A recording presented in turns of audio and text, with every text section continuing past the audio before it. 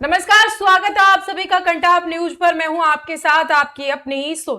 तो चलिए आपको आज खास मुद्दे के साथ चर्चा करते हुए हमारे साथ सहयोगी अवनीश भी नजर आएंगे। हालांकि अभी हम पहले मुद्दा क्या है वो बता देते हैं। एक्टिविस्ट सोनम वांगचुक ने एजुकेशन सिस्टम में एक तरीके से सुधार के लिए जंतर मंतर पर भूख हड़ताल से लड़ाई की शुरुआत की थी। उन्होंने तकरीबन 26 दिन तक भूख हड़ताल जारी रखी और 23 जुलाई की रात में उन्होंने आखिरकार सरकार की बात मानकर भूख हड़ताल को खत्म कर दिया। अब उन्होंने आज सुबह अपने सोशल मीडिया प्लेटफॉर्म के जरिए एक मैसेज शेयर किया है।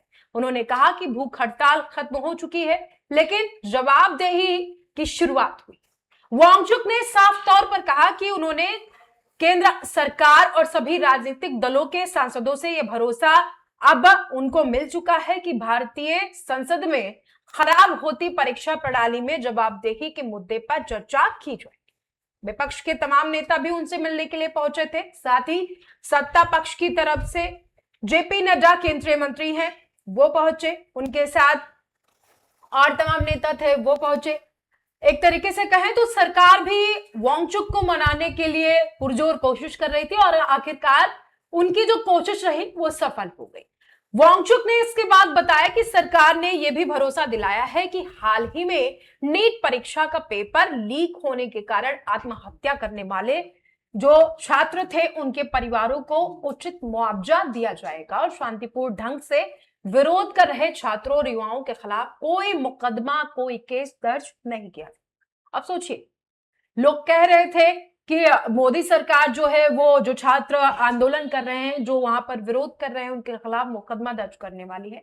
और जी देखिए, सबसे बड़ी बात यह है कि 26 दिन तक सोनम वांगचुक का प्रदर्शन चलता है, भूख हड़ताल चलती है। अब जी दीप के जो हैं वो डंके की चोट पर कहते हैं कि हम प्रदर्शन किसी भी हाल में खत्म नहीं करेंगे जब तक हमारी मांगे पूरी नहीं हो जाती। साथ ही साथ उन्होंने ये भी कह दिया कि जब तक धर्मेंद्र प्रधान का इस्तीफा नहीं आएगा तब तक हम जंतर मंतर से नहीं हटेंगे। लेकिन देखिए, गौर करने वाली बात क्या है, जो सोनम वांगचुक 26 दिनों तक जंतर मंतर पर डटे रहे या फिर ये कह ले कि अपनी भूख हड़ताल को चाहे वो अस्पताल में रहकर ही जारी करके रखा था, आखिरकार कल रात को केंद्रीय मंत्री जेपी नड्डा गए वहां पर, उनसे मुलाकात की। तस्वीरें देखिए, तस्वीरों में केंद्रीय मंत्री जेपी नड्डा से बातचीत होती दिख रही है। हाथ में उनके जो जितेंद्र सिंह है, हाथ में जेपी नड्डा के वो मसौदा है जिस पर सोनम वांगचुक जो है वो मान गए कि ठीक है, हमारे लिए देश सर्वोपरि है, छात्र सर्वोपरि है, हमें धर्मेंद्र प्रधान का इस्तीफा नहीं चाहिए। अब आप सोचिए कि जहां 26 दिन तक ये कहा जा रहा था कि नहीं भाई, धर्मेंद्र प्रधान के इस्तीफे के बिना हम नहीं मानेंगे, ऐसा क्या रहा? कौन सी गुड़ा गणित मोदी सरकार की तरफ से अपनाई गई कि एक ही रात में पूरा पासा पलट गया और अभिजीत दीपके के तोते उड़ गए? देखिए, हम अगर इसकी बात करें तो सोनम वांगचुक का भले 26 दिन का प्रोटेस्ट रहा हो, भूख हड़ताल की हो, लेकिन उनका जो मसौदा था, उनका जो मांग थी, वो मांग सरकार ने अंत में मान ही ली। यानी देखा जाए तो 3 मांगों को लेकर वह लगातार प्रोटेस्ट कर रहे थे, सारी चीजें थी, उनको हॉस्पिटलाइज भी किया गया। उसमें बताने की बात कही गई कि दिल्ली हाईकोर्ट के ऑर्डर पे ऐसा किया गया है, लेकिन उन्होंने वहां पे भी अपनी भूख हड़ताल जारी रखी। उनकी पहली मांग थी कि जो लगातार नीट भर्ती या बड़ी भी सरकारी एग्जाम से जो भी नौकरियों के लिए पेपर लीक हो रहे हैं, इसके लिए अब केंद्र सरकार एक बड़ा कानून ले आए और उस कानून को बनाए। अब इस पर भी सरकार मानने के लिए तैयार हो गई है। इसके साथ ही उन्होंने ये भी कहा कि जितने भी प्रोटेस्ट के दौरान छात्र जिनके ऊपर एफआईआर करने की बात कही जा रही है, कोई भी मुकदमा नहीं होगा, उनके ऊपर किसी तरीके के कोई भी नहीं होगा, ये भी सरकार मांग गई। और उनकी सबसे बड़ी तीसरी मांग ये थी कि जितने भी 20 से ज्यादा जो छात्र मरे हुए हैं उनको उचित मुआवजा दिलाया जाए। इन तीनों एंगलों पर सरकार उनकी सारी बातें मानी, लेकिन सरकार को नहीं लग रहा था कि ये जो छात्र संघ का सीजेपी का आंदोलन है और सोनम वांगचुक का इतना बड़ा प्रोटेस्ट है, इतना बड़ा बन जाएगा। और इसके बनने के पीछे की जो प्रमुख वजह थी, जब इनको मेदांता में एडमिट कराया गया और उसके बाद जब यह पार्लियामेंट का मानसून सेशन शुरू होने वाला था और जब प्रोटेस्टर जो थे वहां तक पहुंचने के लिए अपनी कवायद शुरू कर दी और राजनीतिक दल उसमें इंक्लूड हो गए और जगह जगह पे धरना प्रदर्शन शुरू हुआ, तब सरकार को ऐसा लगा कि कहीं न कहीं हमसे कोई भूल हो रही है। ठीक है, सोनम वांगचुक के इस बयान के बाद प्रधानमंत्री नरेंद्र मोदी का भी बयान आया है, उसको जरा सुन लेते हैं एक बार। फ्रेंड्स, मैं जानता हूं कि पेपर लीक ये कोई मामूली विषय नहीं है। लाखों विद्यार्थी और उनके अभिभावकों के लिए बहुत ही पीड़ादायक है और इसलिए पेपर लीक घटना से अब तक पिछले 2.5 महीनों में अनेक विहित कदम उठाए गए, गुनहगारों को पकड़ा गया है, वे जेल में पड़े हैं। हमारा सबसे महत्वपूर्ण जिम्मा था कि विद्यार्थियों का 1 वर्ष बर्बाद न हो। तत्काल परीक्षाएं लेना बहुत जरूरी था। सरकार ने अभी पूरी शक्ति का उपयोग करके कम से कम समय में 22 लाख जितने विद्यार्थियों के एग्जाम हो जाएं, इसका प्रबंध किया। और अभी 5-6 दिन पहले 19 तारीख को रिजल्ट भी आ गया और देश भर में उत्तीर्ण हो गए विद्यार्थियों की खुशियों की खबरें भी आ रही हैं। लेकिन हम वहां पर संतोष मानने वाले लोगों में से नहीं है और इसलिए मैंने आज फास्ट ट्रैक कोर्ट के लिए विभागों को निर्देश दिए थे। आज विभागों ने लगातार मेहनत करके देर रात मुझे मुसद्दा भी दे दिया। फास्ट ट्रैक कोर्ट और कठोर सजा के प्रावधान के साथ का ये मुसद्दा कल कैबिनेट में चर्चा होगी। कैबिनेट के साथियों के सुझाव के बाद उसका अंतिम रूप दिया जाएगा और सोमवार से संसद का दूसरा सप्ताह शुरू हो रहा है। तब जल्द से जल्द उस बिल को सदन में पारित कराने का प्रयास किया जाएगा। तो देखिए, प्रधानमंत्री नरेंद्र मोदी ने न सिर्फ सोशल मीडिया प्लेटफॉर्म के जरिए छात्रों से अनुरोध किया, साथ ही साथ सोनम वांगचुक का धन्यवाद किया, बल्कि उन्होंने ट्वीट कर लिखा है साफ साफ कि मैं सोनम जी से आग्रह करता हूं कि वो डॉक्टरों की सलाह के अनुसार अपनी दिनचर्या को रखें और जल्द से जल्द अपना पुराना वजन फिर से हासिल कर ले। एक तरीके से कहें तो प्रधानमंत्री सोनम वांगचुक के सेहत को लेकर भी फिक्रमंद है और कहीं ना कहीं ये उनका होना लाजमी है। इसके साथ ही प्रधानमंत्री ने कहा है कि दोषियों को पकड़ लिया गया है और वो अब जेल में है। हमारी सबसे अहम जिम्मेदारी ये है और ये पक्का वायदा है कि छात्रों का एक भी साल बर्बाद नहीं होने पाएगा। तुरंत ही परीक्षाओं का करवाना हमारे लिए बहुत जरूरी था और तमाम विचार विमर्श के बाद ये अब फैसला लिया गया है कि जो जरूरी विभाग है शिक्षा विभाग से जुड़े हुए, उनमें फास्ट ट्रैक कोर्ट के लिए भी अब निर्देश दे दिए गए हैं। कहीं ना कहीं जिस तरीके से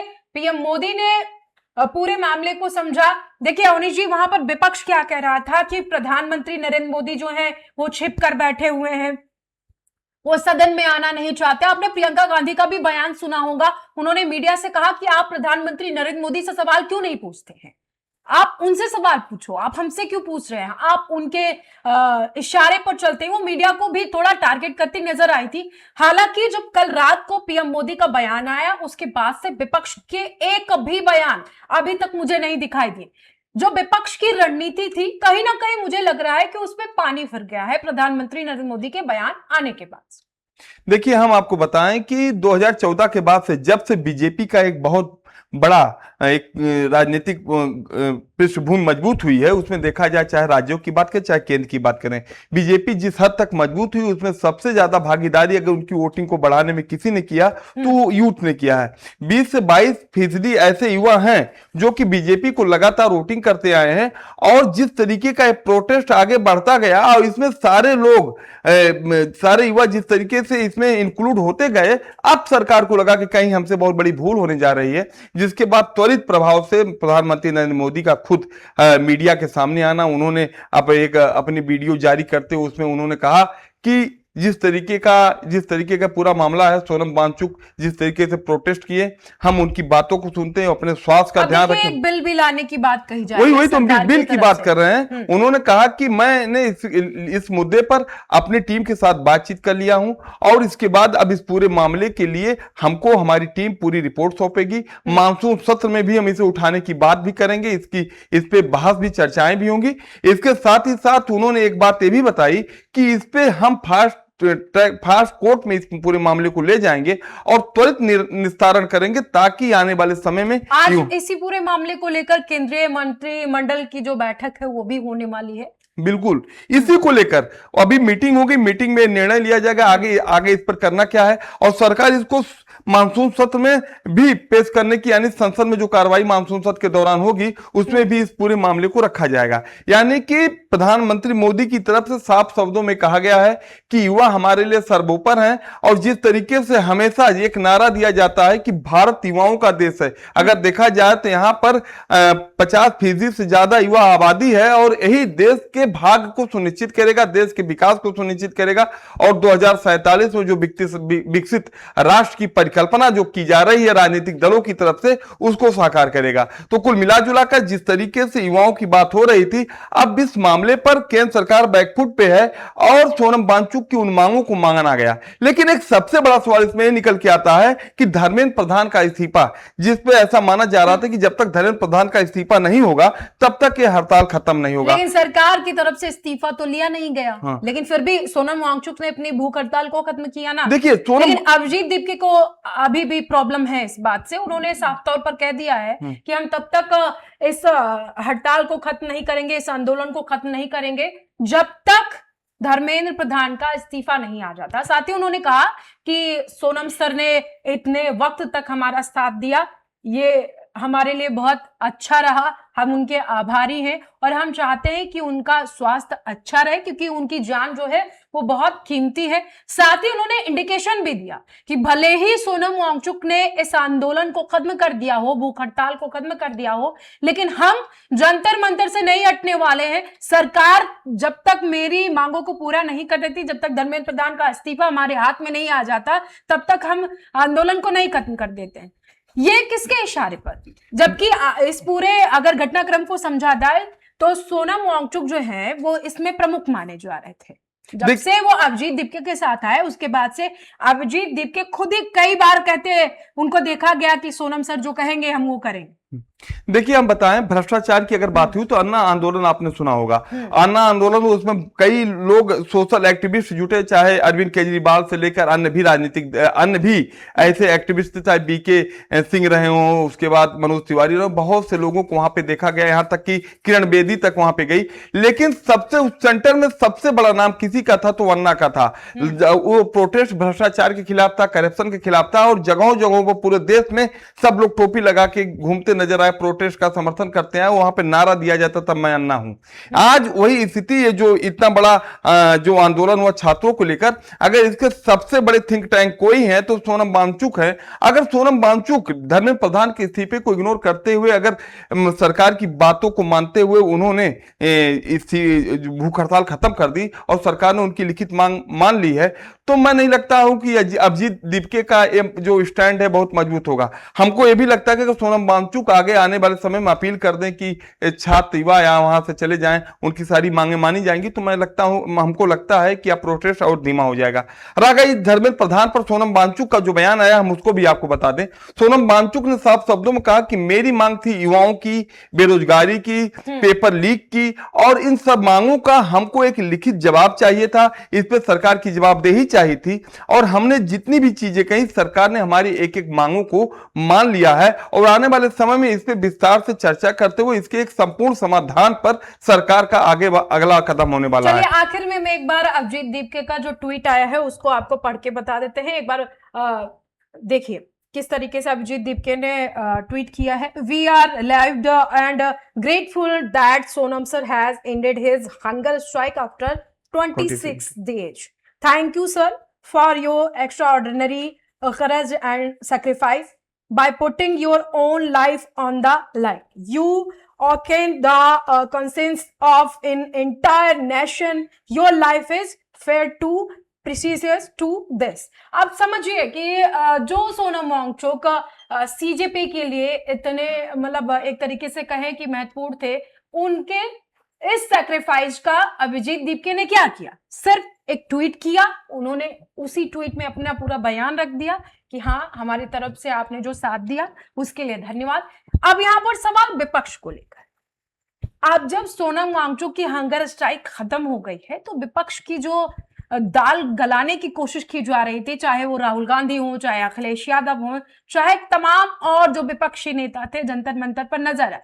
राहुल गांधी को तो आपने बेहतर तरीके से देखा कि किस तरीके से उन्होंने पीएम आवास के बाहर प्रदर्शन शुरू किया, उसके बाद जबरन उनको पुलिस उठाकर लेकर जाती है। प्रियंका गांधी को डिटेन किया जाता है। इधर अखिलेश यादव और डिंपल यादव भी थे जंतर मंतर पर, डिंपल यादव को भी डिटेन किया गया। उसके बाद अखिलेश यादव को आपने देखा किस तरीके से बैरिकेड्स फांदते हुए दिखे। लेकिन अब जब ये पूरा मसला ही बंद हो गया, सोनम वांगचुक ने हंगर स्ट्राइक खत्म कर दी, फिर कहां विपक्ष की जो ये सब रणनीतियां थी काम ही नहीं आएंगी। हम आपको बताएं कि विपक्ष ये जो युवाओं का प्रदर्शन था बेरोजगारी को लेकर, पेपर लीक को लेकर, इसको विपक्ष एक बहुत बड़ा मुद्दा बनाना चाहता था, और इसके माध्यम से जो 22% युवा हैं जो कि वोटर हैं, इस वोटिंग जो बीजेपी को सीधे करते थे, इसका लाभ भी बीजेपी को मिला। अब सोच रहे थे कहीं न कहीं हमारे पाले में आए। इसका राजनीतिकरण जैसे जैसे बढ़ता गया, और देखें एक बड़ी मजेदार बात है आपको बताएं, जितने भी राजनीतिक दल इस प्रोटेस्ट के समर्थन में थे, चाहे कांग्रेस रही, चाहे आप रही, चाहे समाजवादी पार्टी रही, चाहे टीएमसी रही, सब लोग रहे, और सबके अपने अपने राजनीतिक स्वार्थ उसमें दिखाई दिए। एक तरफ अभी आम आदमी पार्टी के संजय सिंह का बयान आया कि कांग्रेस बीजेपी की भी टीम है, वहीं कांग्रेस की तरफ से बयान आया कि अरविंद केजरीवाल की आप जो है वो बीजेपी की भी टीम है। और अभी अगर देखें तो जिस तरीके से प्रधानमंत्री आवास, अभी देखा जाए तो मल्लिकार्जुन खड़गे का बर्थडे था, उसको सेलिब्रेट करने के लिए राहुल गांधी सहित और अन्य सांसद कांग्रेस के बड़े नेता वहां पर पहुंचे।